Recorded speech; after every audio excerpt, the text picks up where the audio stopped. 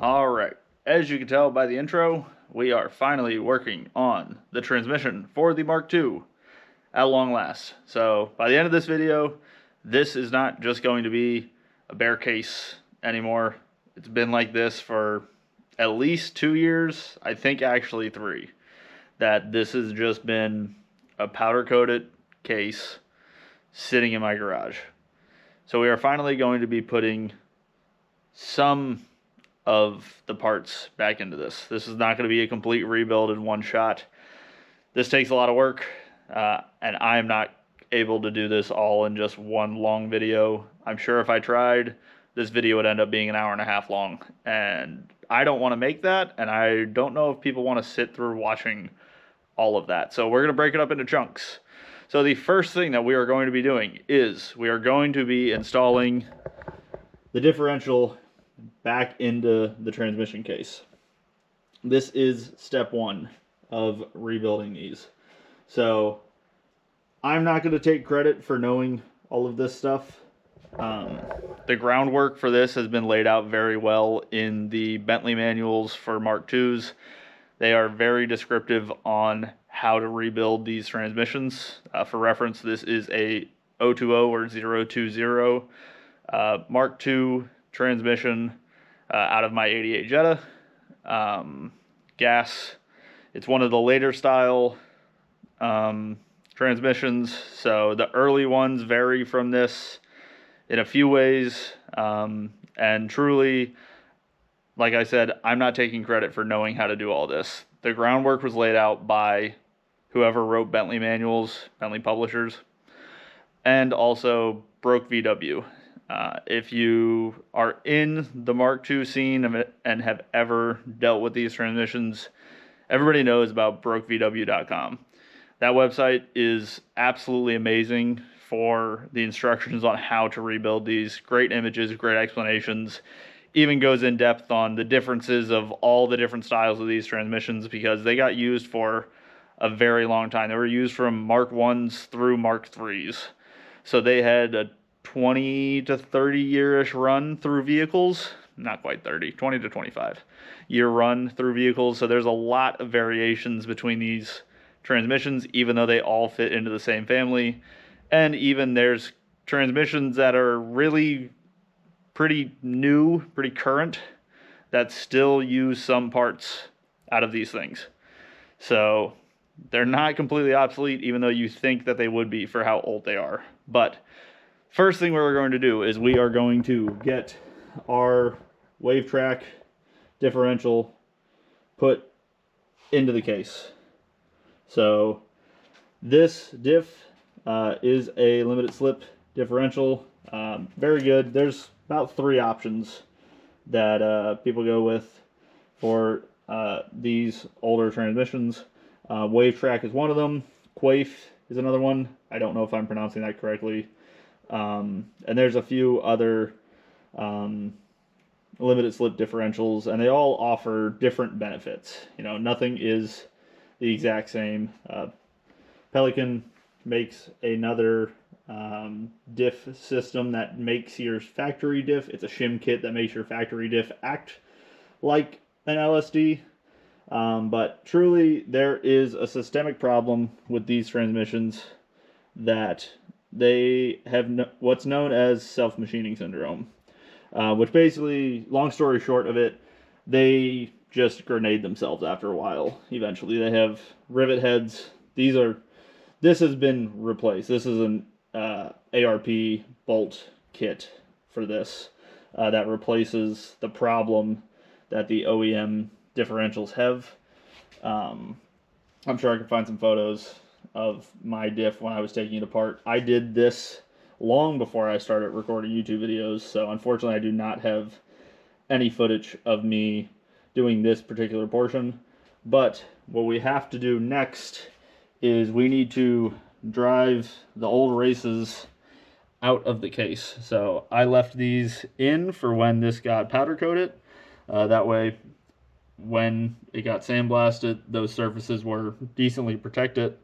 So I have new taper bearings to go in there. So this side will go on the diff, like such, one for each side of it, get pressed down, and then the race goes into the cases. So you can see it down there in that bore and up there in that bore. So we got to get this up in the shop press and drive these out. Now to do this, Volkswagen, first off, the Bentley manuals list all the tools that you need for this. Volkswagen sells a lot of them still. They're through Snap-on. They're not cheap. I made a spreadsheet of everything that's in the Bentley manual and got the costs from wherever I could find them, whether it be the Snap-on dealer or the Snap-on website for Volkswagen, or Amazon had some of the stuff. There's a few other retailers that sell those tools. And if you total it all up, it's $2,500 right off the rip. That's just to tear down and build these things. Some of the stuff I have bought just because you don't have a choice. Other stuff I've made, like this. So this was a chunk of scrap steel that I had laying around. So I just put a shoulder in it. So it fits in these bores and catches the bearing race. And we're going to press on that to drive the race out of the bottom. And then when you flip it around, the outside diameter of the stock fits on the edge of the race. So you can flip this around and just drive bearings out. It's heavy. Then to put the bearings onto the diff, I also made my own tools for that. This is a little bit more complicated because obviously you have to account for the stub shaft, the output shaft actually sticking out of the differential. So this sits over like such and lands on the inside race of that bearing and presses it down. So that's a general overview of what we're going to be doing on this episode. Now let's start actually doing something, and we're going to start with getting these old crusty races out of this, and then we'll talk a little bit more about what else is needed if you go to do this.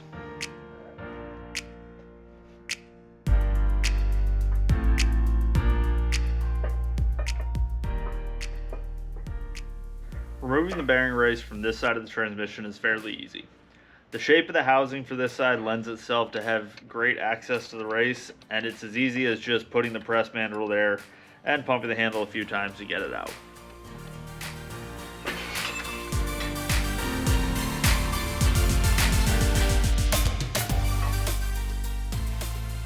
The other side of the transmission case, though, isn't as much of a cakewalk. The geometry on this side of the case is kind of awkward because the area that the bearing race is at is so much lower than the rest of the case. So I'm trying to be really careful here to not gouge the press ram into the edge of the case and ruin this powder coat, because if I do, I'm going to be really upset with myself. After a couple adjustments, I get the case lined up and it's full bore to get the race out of the transmission case, and we are ready to move on to the next step.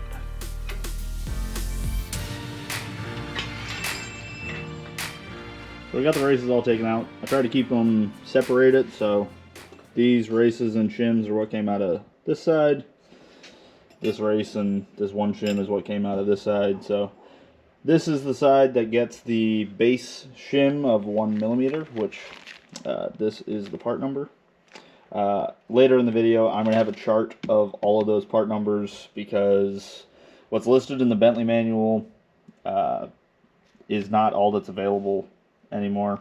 There's actually a lot more shims that are available because Volkswagen used this same design, the same bearing design, in a lot of automatic transmissions going up to like Mark IVs and later, actually. So what we're going to do now is we're going to put this shim in along with this race into this side, and then we're going to put the race from the other bearing set, this guy, in here in this transmission with no shims beneath it, because you put the shim in, or you put the bearing race in with no shim here, and then measure with dial indicator. We're going to do all that later. And then you drive this race back out, put shims underneath it, and that preloads your bearings. So we're going to go do that in the shop press.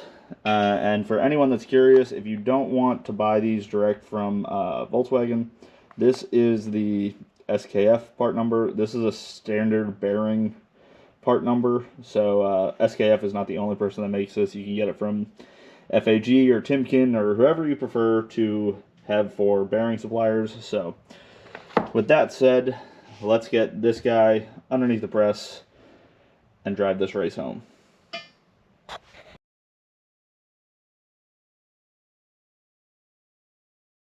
So it's been a bit since I worked on the transmission, and that's because one very specific reason. I ordered the wrong parts. I did a lot of research to try and get this correct the first time, but in my research I missed some numbers.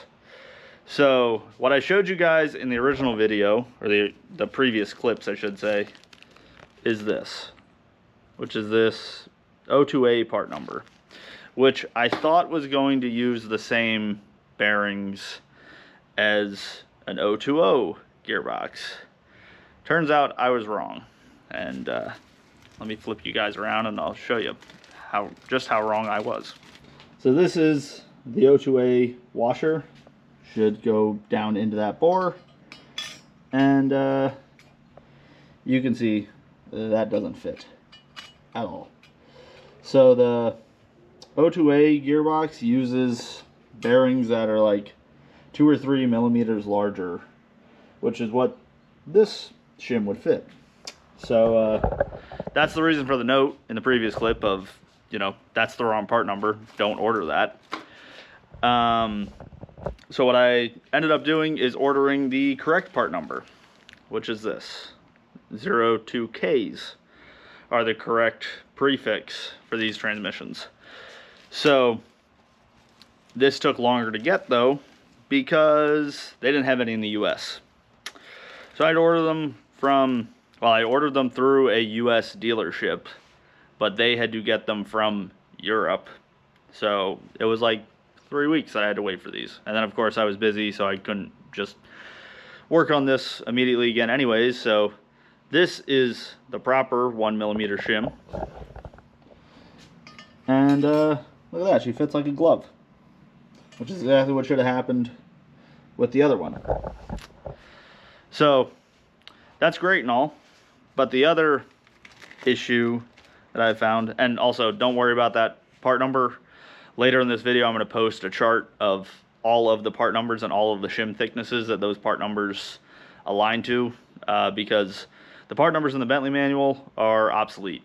The O2O part numbers have been replaced with O2K part numbers, and O2K part numbers have more options. So don't worry about trying to freeze on that image and get that part number.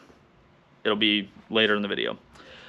But anyways, the other issue that I found while I was taking a break from doing this is that the bearing race doesn't fit great in the transmission case. So this is supposed to be a press fit here, and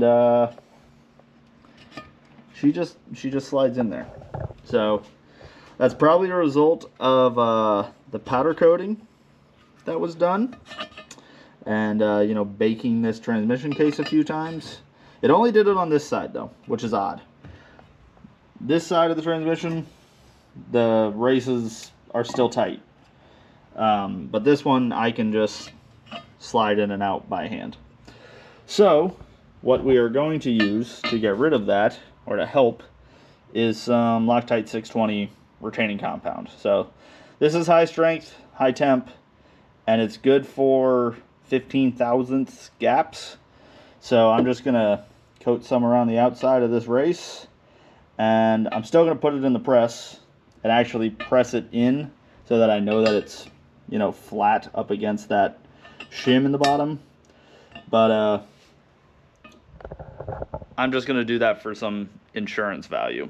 Truly, I don't think it's really that big of an issue, because once you press these races in, The diff is preloaded. You put shims behind them to put pressure against those bearings. So in theory, even without the retaining compound on this, that bearing shouldn't be able to go anywhere.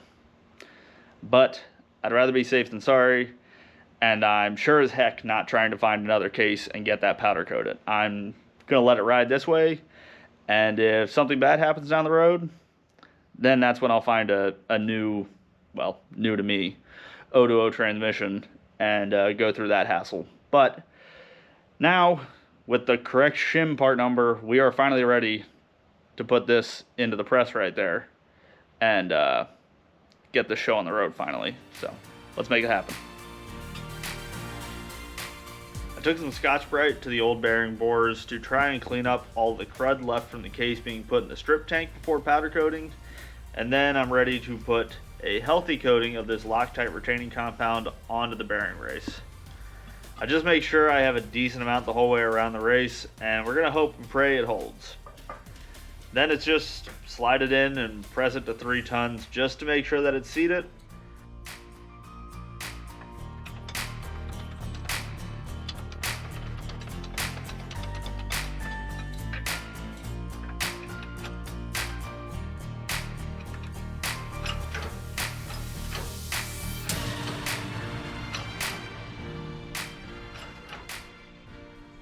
Then we're ready to deal with this awkward side of the transmission. I stacked a bunch of scrap material on one side so that I could put this side of the case flat underneath the press ram. Thankfully, I had enough of this box tubing to make a sturdy platform and didn't have to do anything more sketchy to make this happen.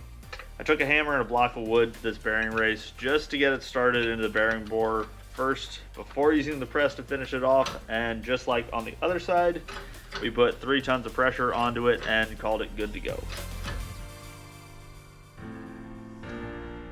Alright, so now we got both of the bearings, or the races, pressed in, not the bearings, just the races, to the transmission cases. This one is permanent, it's going to stay there. This one, once you go through the process, actually gets pressed back out. You put shims behind it, then you press it again. So this fell in pretty easily. So I think I'm going to use the same trick of putting Loctite on to this one just as a little insurance. But I'll do that when I press it for the final time. Now we need to put these bad boys in the oven. So the Bentley manual specifies to heat these up to, I believe, 210 degrees. Just basically warm them up, make them expand. They'll slide onto the diff much easier with this steel expanded. So in order to do that, we got our handy dandy pizza pan from Dollar Store. This is what I use to bake stuff in the oven. Key thing, I'm doing this late at night. That way I don't piss off my wife, because she probably won't be a fan of me putting car parts in the oven. She's probably going to find out whenever she potentially watches this episode, though. So men, do this at your own risk. Try and plan it for when your wife's on vacation and you're home alone. That's the best advice I can give you. But let's get these popped in the oven. That way we can keep moving on and we can finish putting the diff together as a unit and into this transmission case. Once I let the bearings get nice and baked in the oven for about 10 minutes, I was ready to send them home. As I've shown, I made the press tools to hold the bearings in differential, and they allow you to press both sides at the same time. I also got these bearings started on the differential by using a hammer to slightly slide them on. Then I can put the one press mandrel down, then the diff on top, and make sure it's all aligned properly, and then put the top press mandrel on and give her the beans. This press was a bit more critical to do, as I can visually check if the bearings were seated against the flats on the differential, so I paid less attention to what pressure I was going to and made sure that the distance was met.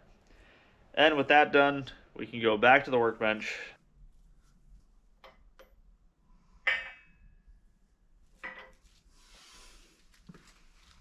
But not before I forgot to grab one of the press mandrels to set the diff back onto while we worked. All right, so now that we got both of the races in the case, and also we have both the bearings on the diff, I just have it set up on one of the press tools that I have.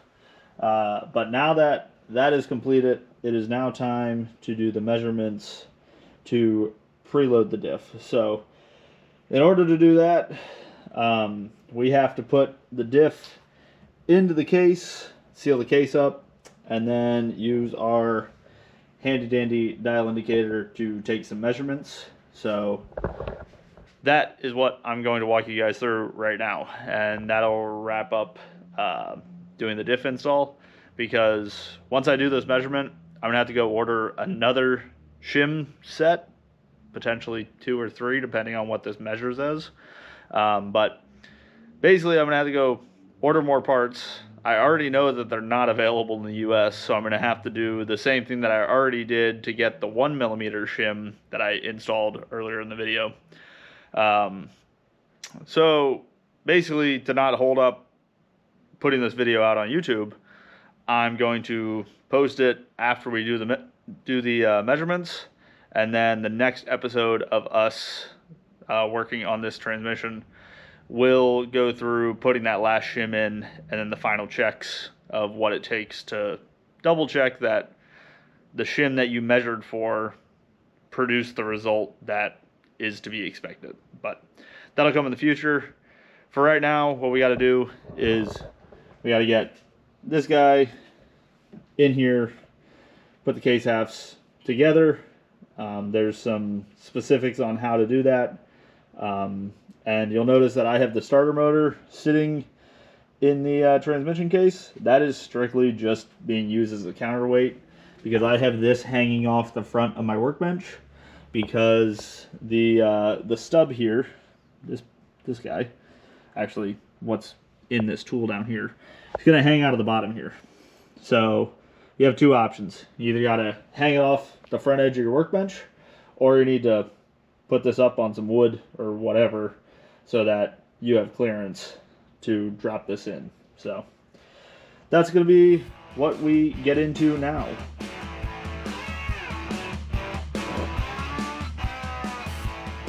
This part of the video is basically spelled out from the Bentley manual and the Broke VW website, but I'll talk through it anyways.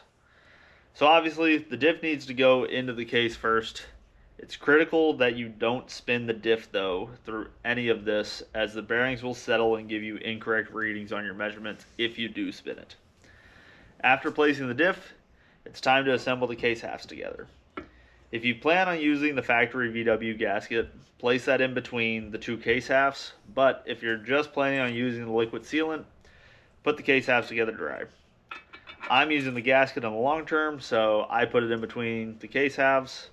Then the Bentley manual states that you only need to put in 5 of the case bolts and torque them down to spec. The manual doesn't specify which 5 bolts you should use to do this, but I went through some of the photos on the Broke VW website to figure out which ones he was using, and I just duplicated that, which you can see in this photo if you need a clearer image to reference. Also, you may notice the shiny hardware. I decided to go with stainless steel socket head cap screws to rebuild this with, which I think look fantastic against this powder coat. But once you get the bolts installed and torqued down to 18 foot-pounds, we are ready to do the preload measurement.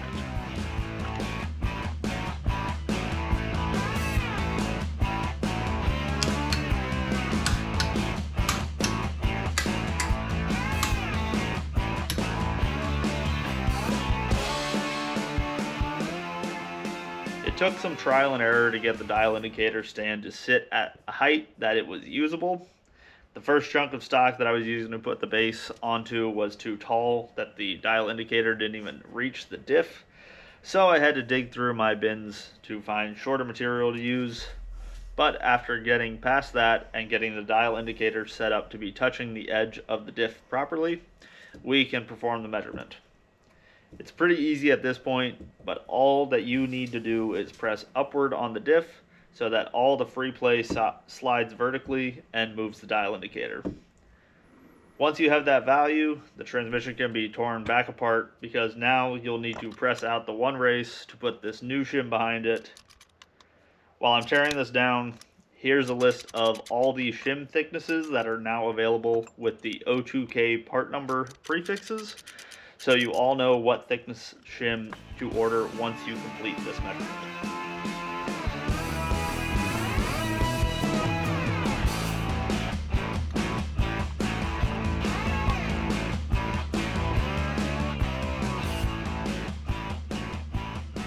So now with the transmission all taken back apart, we can talk about what we just measured. So per the Bentley manual, the formula for calculating how much bearing shim you need to preload these bearings is you take the value that you measured, which in my case is around 0.25 millimeters, somewhere around 0.25 or 0.3. It was kind of in the middle of that.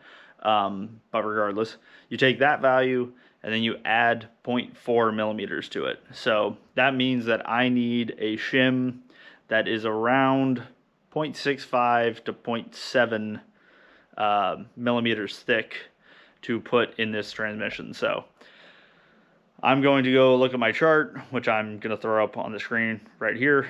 That shows the bearing shim part numbers and the thicknesses that correspond to those, and then see which ones I can actually get my hands on. I'll probably order, if I can, I'll probably order a 0.65 and a 0.7 just in case one of those don't work out. But we'll see what I can get my hands on, and that'll probably determine what I'll end up ordering. But for the future, what has to happen now is once I get that shim, I have to press the race back out of this side and then put the shim underneath that bearing race that's on this side. This is the side that got the 1 millimeter shim. It stays the way that it is. You do it, press it in, you're done. This side doesn't change. This side is what gets the additional shim to it. So I'm going to go order some parts or see what I can order. And then that will get this whole debacle assembled. Finally get the diff actually into the transmission case permanently and wrap this all up. So unfortunately, that's going to be on a future episode because we are out of time for this one. So in the future, I'll get that part in. We'll press the shim out. Sorry, not the shim. We'll press the race out, and then from there, put the shim in, the race back in, and then I will show you guys how to check that you actually have the proper shim put in this transmission. That way, that's per the Bentley manual. It has a torque specification of how much force it should take to spin the differential in the bearings once they are preloaded properly. So we'll go through that in a future episode. But like I said, we're out of time, and I keep just rambling on and talking. So with that, thank you for watching. Thank you for subscribing. And if you found this video interesting and you learned something from it, leave a comment down below. Let me know. I love to hear from you guys. Love chit-chatting with you guys in the comments. So leave a comment down below. But again, we're out of time. So thanks for watching. Thanks for subscribing. And we'll see everybody next time.